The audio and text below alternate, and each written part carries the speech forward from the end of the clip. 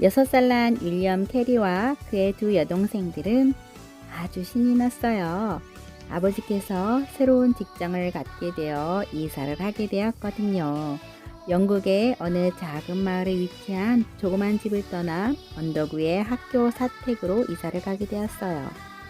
윌리엄의 아버지는 구두를 만드는 방직공이었는데 학교에 선생님으로 가시게 된 거예요. 그리고 약 200년 전, 그 당시에는 교실이 보통 선생님 집에 있었어요. 윌리엄은 이전 집보다 새 집을 훨씬 더 좋아했어요. 왜냐하면 자기 혼자서 방을 쓸 수 있었기 때문이에요.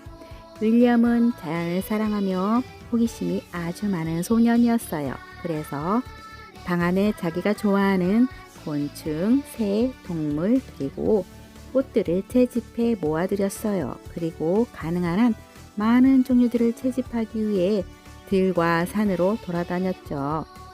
얼마 가지 않아 윌리엄의 방은 작은 전원 동물이 되었어요. 또한 이 모든 것들의 이름을 배웠어요. 마을에서 윌리엄처럼 동물들과 식물들에 대해 많이 알고 있는 사람은 없었어요. 누군가 어느 특이한 식물이나 동물에 대해 알고 싶어 할 때면 언제나 사람들은 캐리에게 가지고 가세요. 그가 다 알려줄 거예요. 라고 말하곤 했어요.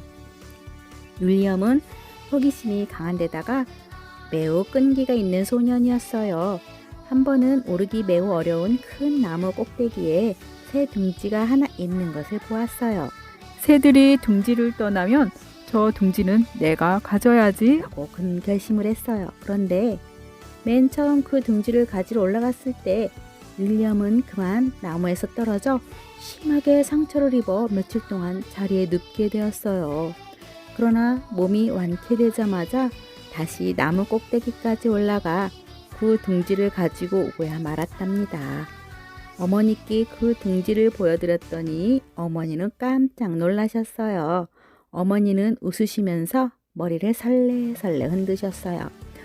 아니 정말 내가 저 나무에 다시 올라간 것은 아니겠지? 그렇게 할 수밖에 없었어요, 어머니. 저는 일을 한번 시작하면 끝을 내야 하거든요. 윌리엄에게 있어서 여러 해 동안은 행복한 시기였어요. 새들은 아침부터 짹짹거리며 잠자는 윌리엄을 깨우곤 했지요. 윌리엄은 일어나 새 둥지를 청소하고 맑은 물을 주고는 새들을 위해 먹이를 구하러 밖으로 나갔어요. 윌리엄은 새들이 가장 좋아하는 여러 종류의 딸기들과 씨앗들 그리고 곤충들을 가지고 돌아왔어요.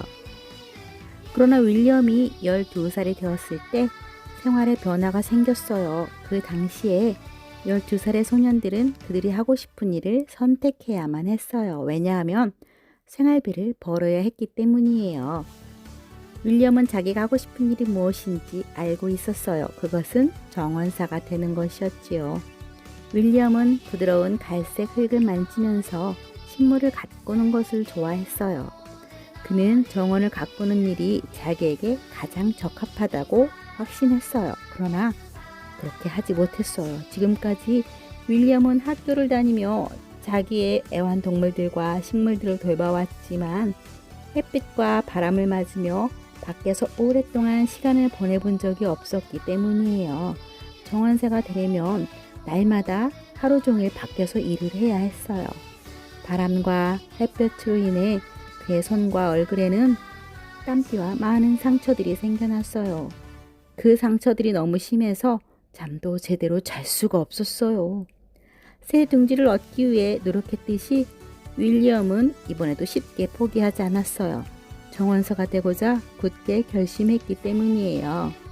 2년 동안이나 윌리엄은 그 일을 계속했어요. 그러나 마침내 그만두지 않으면 안 되게 되었어요. 그 일로 인해 병을 얻어 눕게 되었고 더 이상 원예를 할 수가 없었던 거예요.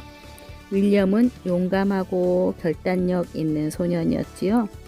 윌리엄은 자기가 시작한 일은 끝까지 계속했어요. 그러나 여러분은 윌리엄만큼 어떤 일을 오랫동안 계속해서 해본 적이 있나요?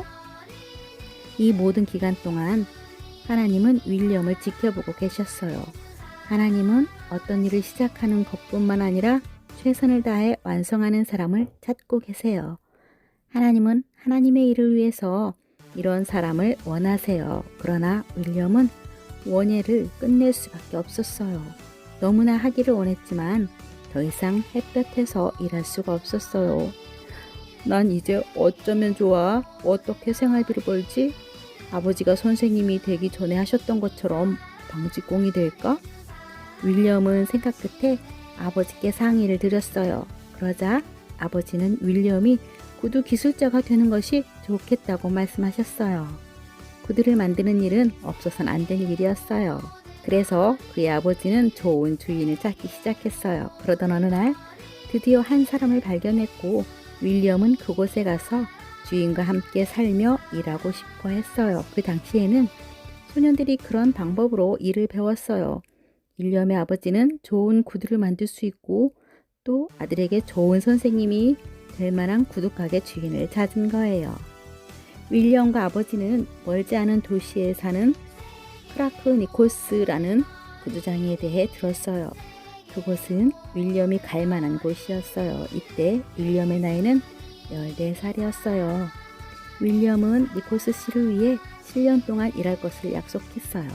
처음에는 윌리엄의 아버지가 니콜스 씨에게 가르쳐주는 값을 치러야 했어요. 그러나 나중에는 니콜스 씨가 윌리엄에게 월급을 주었지만 많은 돈은 아니었답니다. 이 7년은 길었고 또 일도 어려웠어요. 그러나 그런 것들이 윌리엄 캐리를 실망하게 하지는 못했어요. 지금까지 윌리엄은 하나님에 대해 많이 생각해 보지 않았어요. 그의 아버지는 그리스도인이었으나 윌리엄은 아니었죠. 윌리엄은 하나님이 만들어 놓으신 것들을 좋아했지만 자기가 사랑하는 것들을 만드신 하나님에 대해서 별로 생각해 보지 않았어요.